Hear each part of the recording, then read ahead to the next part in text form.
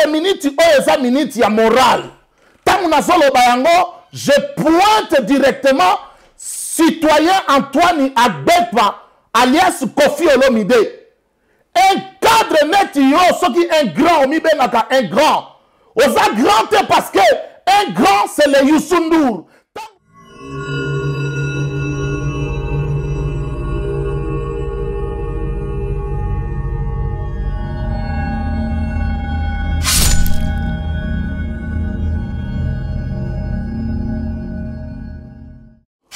Vous êtes branchés sur www.bomokwamboka.com dans votre émission patriotique Parlons sur les Congo.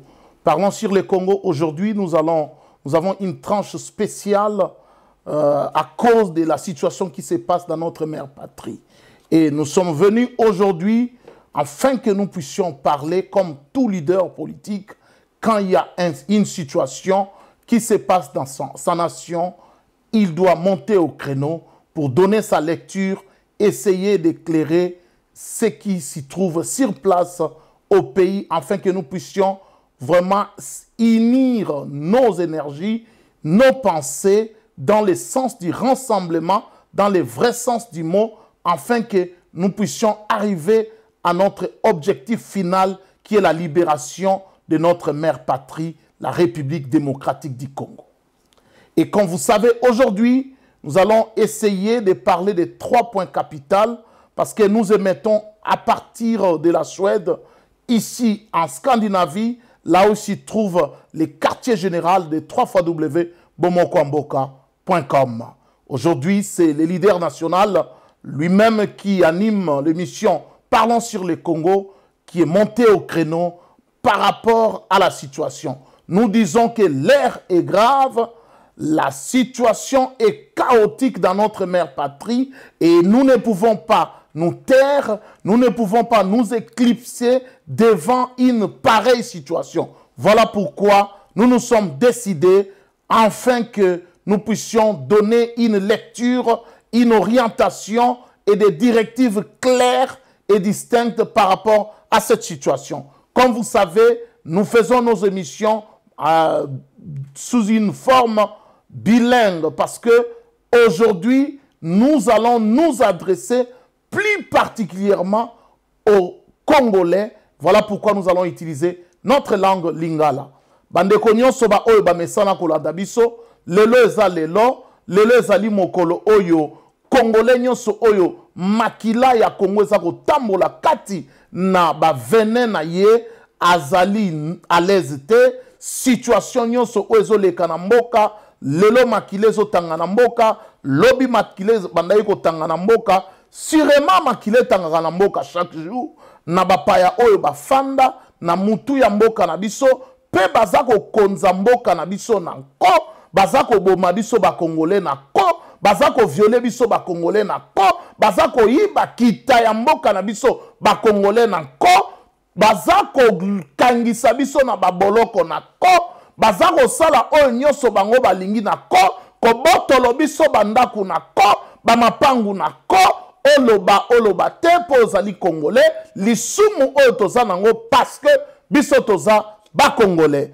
Mais sans plus tarder na kolingana nu na pesa communiqué moko oyo ezali très important pour na biso communauté congolaise oyo tozwami awa na Stockholm na Suède na Scandinavie. Par rapport à l'organisateur, Nalobi, ça c'est l'ère du rassemblement. Awa toza les sous na ba couleur parce que la situation est grave. La maison Congo brille et nous devons vraiment taire nos différends si réellement nous militons pour le Congo. Ça ce n'est pas l'ère Toyato Matissa, ba couleur politique nabiso, Toyato Lakissa. Mais ça, c'est l'ère du rassemblement. Je dis le rassemblement dans le vrai sens du nom. Congolaises et Congolais, Union Swazwamina Awa, na mboka ya Suède en général, pe na Stockholm en particulier, ba organisateur ba oyo bazwaki Tilstone, c'est-à-dire permission à marche, ba mekaki ko contacter biso étant donné que toza ba na mboka, ba leader d'opinion na Katiaville, tomekaki kosolola na bango bapesi annonce na bango balobi boye communauté congolaise nyonso oyo azwami na Suède en général pe na Stockholm en particulier vendredi oyo il y a le 22 septembre 2016 à partir il y a 12 heures biso nyonso lieu de rencontre na biso ezali na T centrale na T centrale je crois na Serietoriet place oyo tomesana kokutana yo oyo salaka pona mboka na yo voilà tolekisi message na ngunduka na biso oyo tozalaka nango awa na mboka oyo 3w.bomokoyamboka.com na tranche patriotique na biso ya parlons sur le Congo poto koka kopesa message oyo ba oyo nyonso bazolanda biso situation zoleka na mboka yo soko za pasteur église moko te na Congo depuis lobby hier le 19 na lelo le 20 baza kosambela baza kosala ba campagne baza kosala ba séminaire baza kosala ba intercession ba activité songolo pakala na kati ya Congo groupe musical moko te na Congo baza kosala répétition baza kobeta ba concert soki ba kermesse soki nini na kati na Congo depuis lobby ti lelo parti politique moko te eza ko amiser batu galerie mouvement de pression te ONG mon côté na Congo eloko oyo lelo depuis lobby eza ko sala rage ezali lokito ya masasi ndenge batu baza ko kufa neti na film makilezo tanga neti na film mais on ezali film te ezali science fiction te mais ezali réalité oyo eza koleka na mboka ya ngai na yo. Alors tozali ko interpeller na lobaka yango toujours la communauté congolaise est une seule.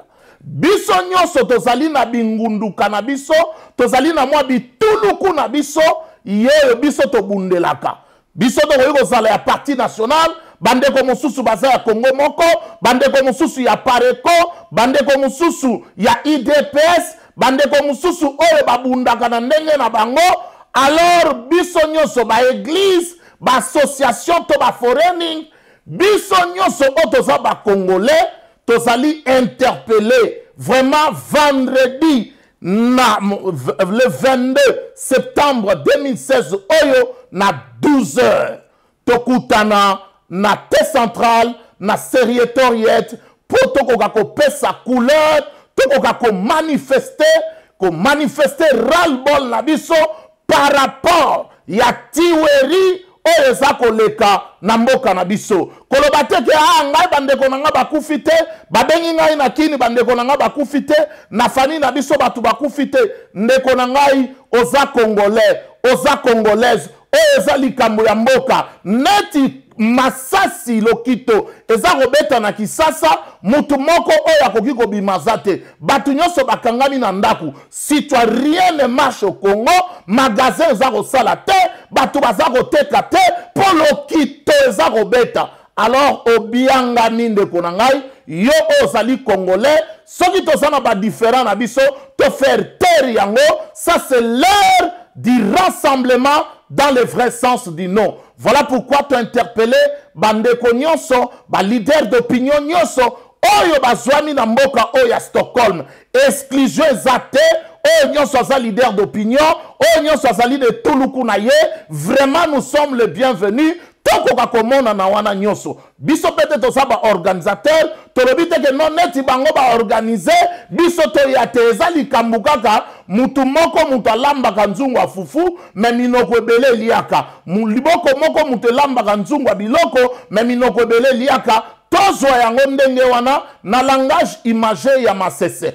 Pour l'amour du Congo yo obiangami vendredi na T centrale na Serietoriet à partir à 12 heures tokutani wana ba oyo basana bisala bomeka déjà kozwa ba permission c'est tout à fait normal eza likambo ya mboka na yo tosengaki nzambe te po tobotama ba congolais nzambe kati na bonzambe na ye atiaki biso tokozala bakongolais na de mokili oyo ndenga salama batu na batu baza na eteni ya mabele na bango batu na batu baza na part héritage na bango héritage ya ngai na yo oyo oza kolanda ngai au travers tranche spéciale oyo ya l'heure est grave l'heure du rassemblement dans le vrai sens du nom oyo biso bakongolais ebongi tokoka tokutana awa na Stockholm. Pourquoi pas ba oya province? Pourquoi pas ba ndeko oyo bazwami zinga zinga? Yo pe ndeko mwana mboka oyo koyiko sala de passage awa na kati ya Stockholm. Soko za congolais vraiment oza le bienvenu. Tango okoyoka communiqué oyo toleki siango na ngunduka na biso ya 3 fois w.bomokwamboka.com. Deuxième point, nako parler par rapport il y a un grand révolutionnaire apesa maloba moko oyo tokomeka kotanga yango mwa muke na monoko ya bapaya to na lopoto ndenge tolobaki biso nyonso toyebi le grand révolutionnaire oyo babengaka Che Guevara.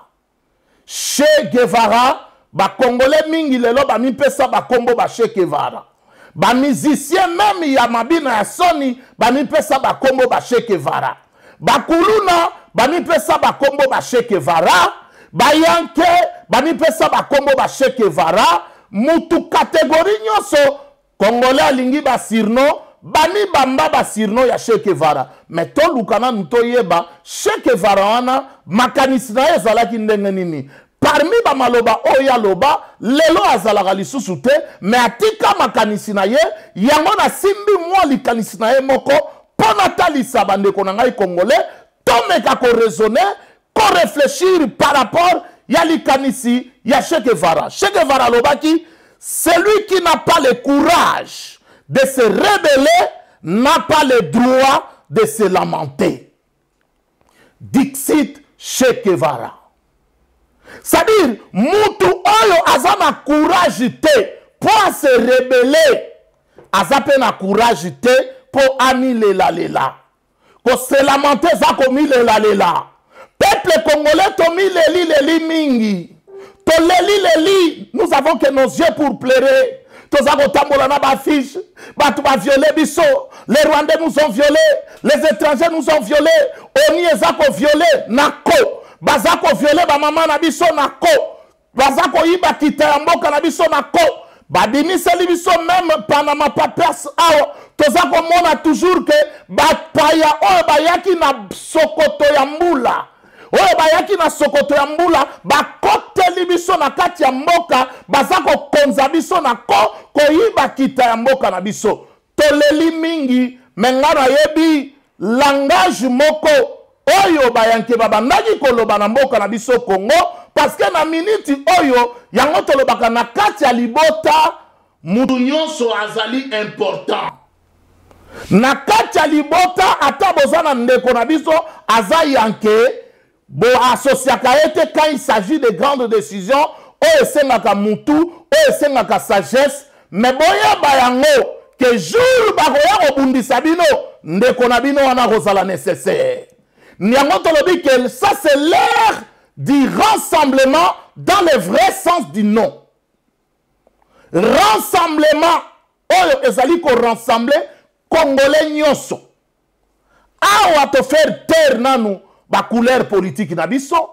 te faire taire connotation politique, te faire taire oyo biso tozali, ba savoir faire na biso, ce qu'on a fait, nos diplômes, awa ezali kamo ba diplôme te, ezali kamo ya français to anglais te, ya ninoko ya ba paya te, awa ezali kamo ya mboka, likambo ya Congo oyo ezali mama ya ngai na yo, oyo lelo makile eza kotanga, baza koboma depuis lobby, toza vraiment à l'aise te. Depuis lobby, biso to lalite, toza kolanda situation, oyo so le kanamboka, seconde après seconde. Je crois batu nyonso oyo, baza ba contact na Facebook na biso, ba moni le travail de titan que nous avons abattu pour nous orienter, informer, sensibiliser et pourquoi pas. L'ère oyo tozo loba, eza l'ère oyo bibembe aba congolais eza nase. Na minute oyo tozo sala émission awa lokito ya masasi eza robeta Lobby ezalaki le 19, lelo eza le 20, la situation est grave. Minduki eza ko kabwama, baza ko boma bandeko na biso. Bandeko na biso balobi trop c'est trop. Bango pe ba se lever. Voilà, to fan d'ici, likanisi ya liboso, celui qui n'a pas le courage de se rebeller. Bino ba Congolais ba lâche. Ba oyo bolingi bo pesa biso conseil na minute oyo. Est-ce que minute oyo eza minute ya moral? Tangu nazolo bayango, je pointe directement citoyen Antoine Agbepa, alias Kofi Olomide. Un cadre net yo, ce qui est un grand, un grand. Osa grand parce que un grand c'est le Youssou N'Dour. Tant que Sénégalais, c'est là qu'il a un problème. Abdoulaye Wade, un grand politicien sénégalais, Alinga qui a dribblé Bango par rapport pour Adinda Mana pouvoir. Youssou N'Dour a zalaki côté à peuple. Qui grand Abino, il faut tout le monde yango l'héros. Oh ngai boye, moi ceci cela, ngai monsieur Google, qui monsieur Google na yo, mais yo Google, badma cesse na yo, mais l'air yango nous avons besoin, il y a rassemblement, nous avons besoin de tout le monde. Oh ngai l'équipe boye boye, ngai champion d'Isaïr, boye na boye, ngai pasteur, ngai prophète de nation. Prophète de nation, ça c'est l'ère du rassemblement général. Il y a des Congolais, il y a qu'à contribuer. Parce que l'air est grave.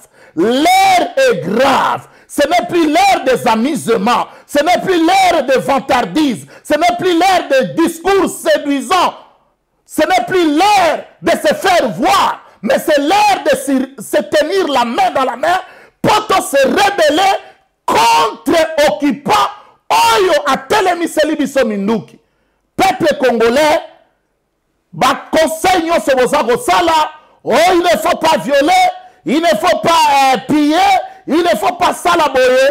Tout est permis. Nabitumba, tous les coups sont permis. Parce que, longo bazako boma, bazako piller, bazako sala ba dégâts collatéraux. Imaginez, Moutouneti Mende, porte-parole, il y a gouvernement, il y a occupation, ozana mboka na biso, alobi yango ke non. Martin Fayoulou, vraiment, chapeau bas, na travail de titan au besoin sala sur place dans le terrain. Tout le monde, président a décidé, n'engeli soit déformé, aza na terrain au four et au moulin en même temps, et ça blablablaté, et ça faux opposant, il y a 25e heure, on va dire quand on vous disait que les gens tels que les caméras, ce sont les infiltrés, na parti na e obabengi INC, Union des non-congolais. Et l'oko na sa koye bisabino, bon kota na parti wana, bon vérifier ba identité ya batu mingi, oyo baza na parti wana INC, bon komona bango que ce sont des gens qui ont les identités douteuses. Ko banda na mutu na bango, oyo azali président na bango. Lokuta na munoko, leki ya Lucifer, traître, Judas Iscariote congolais, lelo oyo bomoni yango, la vraie opposition, il y a régime wana. Mais par rapport à l'occupation, yango toyebisa bandeko na biso, boyo eza l'air ya opposition te, oyo ezali l'air ya résistance. Nous devons résister à cet occupant. Nani ayebisaki bino ke Kanambe azali démocrate. Qui vous a dit que Kanambe c'est un politicien? Kanambe azana langage mususu ayoka kate, si ce n'est que le langage de creptiment ya Masasi, langage oyo ya Minduki, Lokito ya Masasi, yango mezali kota oya yokaka. Soki biso toye na kota na yete, moye ya banga biso ezate, moye ya tosa biso ezate. Bande konangai ba oyo bazako landa biso na miniti oyo.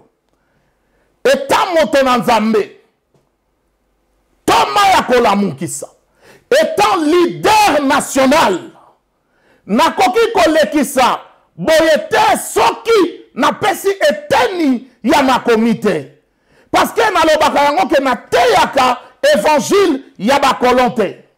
Évangile oyo nga na teyaka, ezali évangile ya révolution. Évangile oyo ezali kolamukisa oyo nyonso alala pongi parce que baévangile ebele oyo ezoteyama na mboka na biso ezali évangile ya mabumu, évangile ya pongi, évangile ya lokoso, évangile ya arnaque, ya escroquerie, ya flatterie.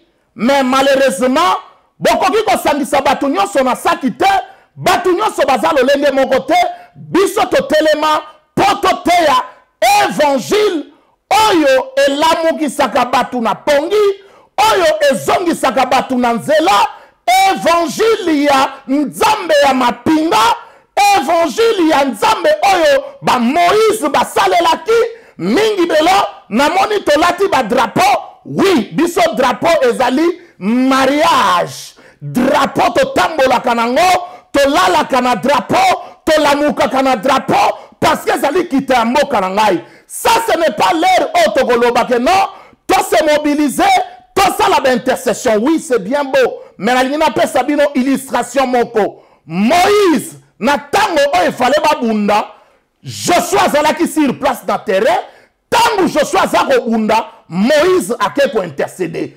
Voilà la situation que nous devons faire. Église, Tobi Mananou que non, église doit être au milieu du village. Nulle part. Je balaye cet argument de revers de la main et je lance quiconque à défi.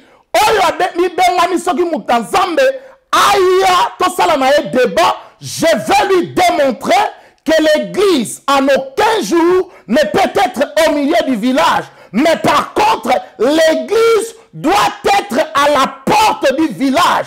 Pourquoi? Parce que bazako benga église sentinelle. Boye bisangai sinzili zamu place na ezalaka wapi na kati ya ndaku ou bien na porte. Voilà la réponse yango na lobi ke nako démontrer noir sur blanc place wana. Mais lelo naza na verset moko oyo na lingi na tanga pona ko motiver, ko orienter population oyo za kolanda biso. L'air est grave.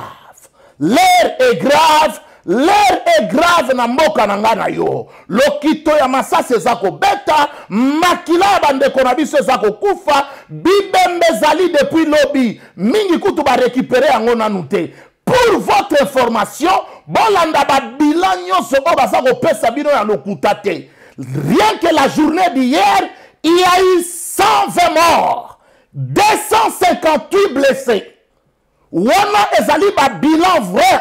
Oyo équipe na biso sa sur place dans terrain tomeki ko localiser ba bilan nyonso bazako pesa ya ministère ya affaires ministère intérieur na collabo ya Bochab ba pesi soi-disant que bilan ya rien que bilan ya lobby. Il y a le 19 septembre 2016, il y avait 17 policiers morts et puis 14 civils morts. Ba pesi nombre ba blessés.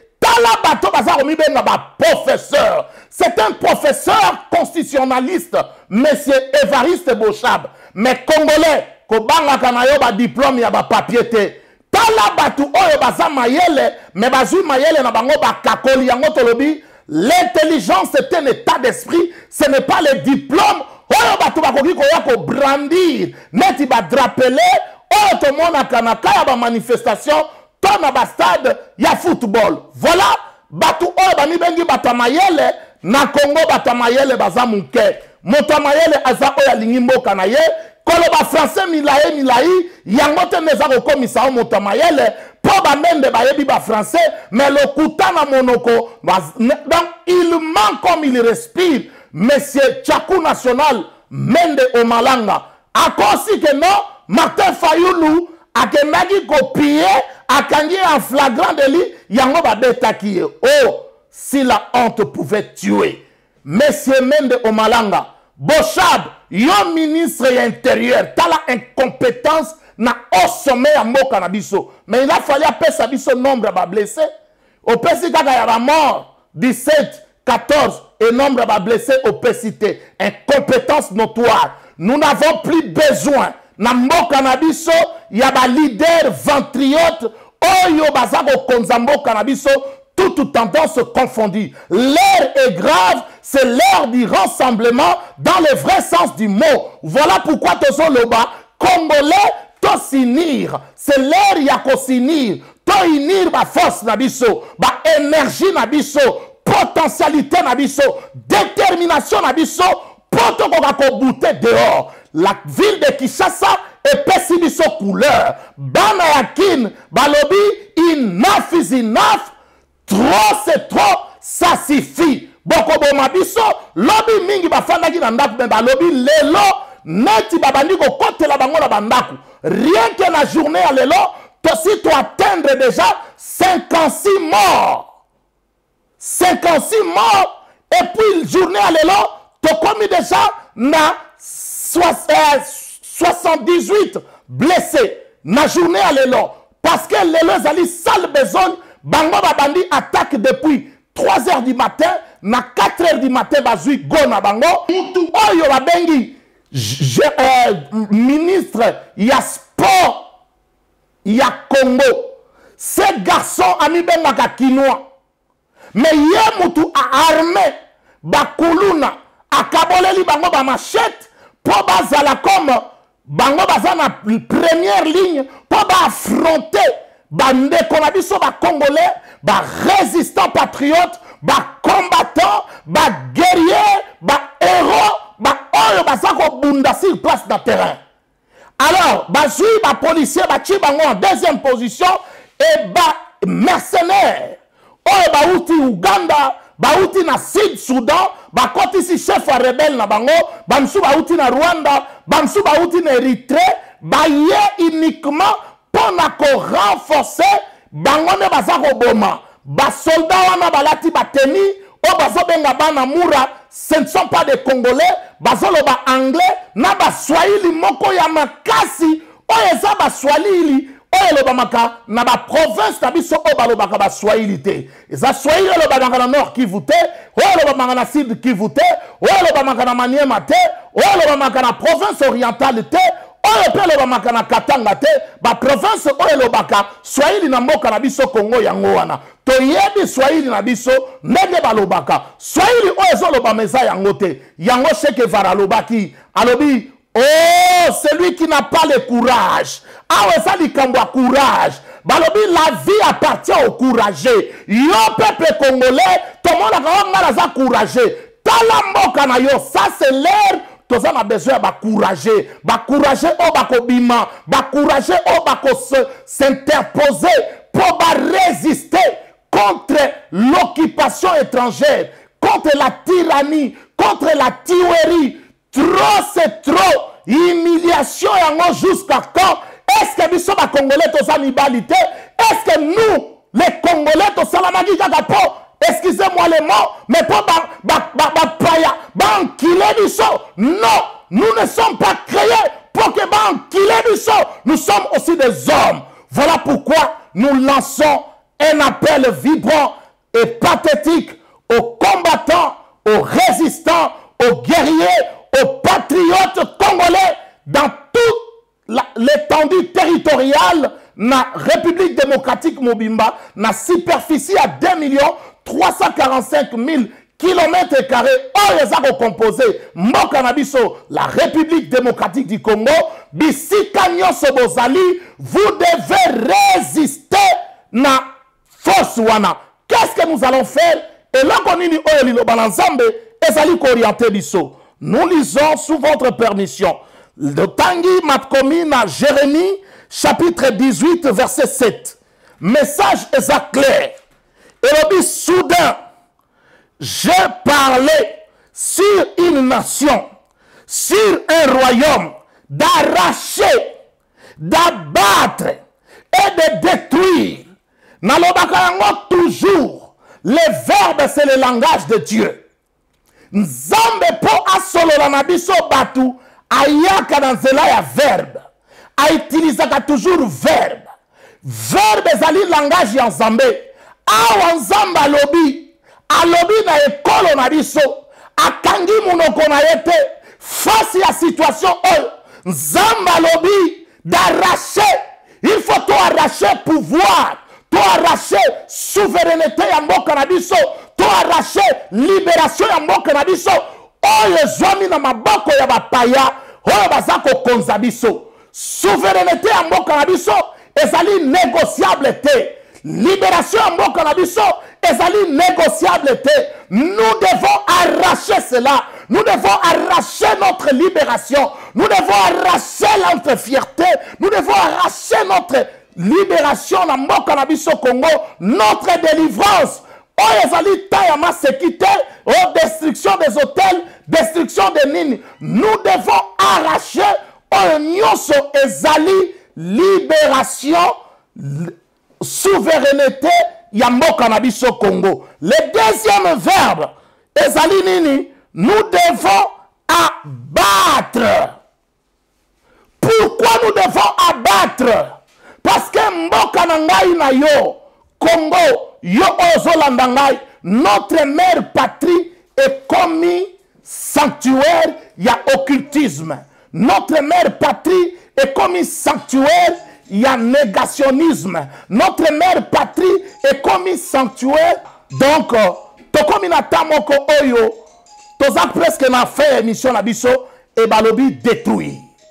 Nzambe tango atindaki Gédéon, il fallait à détruire ba hôtel Yabal, à détruire Onyo Sezalaki érigé. Voilà pourquoi il faut détruire.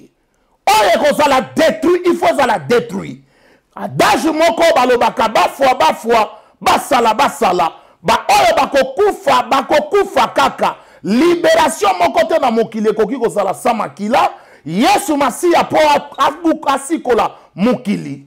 Yende tobenaka le sauveur de l'humanité, il a fallu makile tanga. Makile tanga ki bana Israël po bazwa bonsomi na bango na mboka boumbu na Egypte, il a fallu makile tanga. Ndeko na ngai, libération sans makila ezalaka te, makile zako tanga, mais nous devons maintenant se ressaisir. Et c'est sous ta ya kolela lela te, yango nzamba lobi arracher, abattre et détruire na kombo na Yesu Masiya. Tokomi na suka ya tranche na biso spécial, ba onyo so balanda ki biso, bisika nyonso o balanda ki biso, message oza message ya révolution, message ozo pesa kanda, ndenge cheke varalobi, celui qui n'a pas le courage de se rebeller n'a pas le droit de se lamenter. Yo lingi batuba se rebeller te, mo lingi ko se lamenter. Non, tu n'as pas ce droit là. Il faut se rebeller avant au moment un résultat escompté. To suki wana pona lelo, to remercier lisusu, ba responsable nyonso, il y a 3 fois bomokwamboka.com, les responsables, les promoteurs, les managers principaux, il y a 3 fois bomokwamboka.com, digital Patrick Momo, Topé Seba Mote Ezalaki, votre humble serviteur, l'apôtre des réveils, LG Peniel, le leader national, les commandants second, Yende Azalaki Nabino, na parent sur le Congo ya poko na lelo, bisika nyoso obozwami, topesi mes condoléances na communauté congolaise mobimba, po biso ba congolais tozana ebembe. Tokomi na suka, eboto, vraiment, totalement, ba oya Stockholm, tokutani awa, vendredi, na T centrale, à partir de 12h. Eboto, Nabisika bozwami, petit kaete bo transmettre maloba oyo, tango vidéo oyo ekokota na ligne. Tosuki wana pona lelo, Kolo Apambola, la République démocratique du Congo. Merci.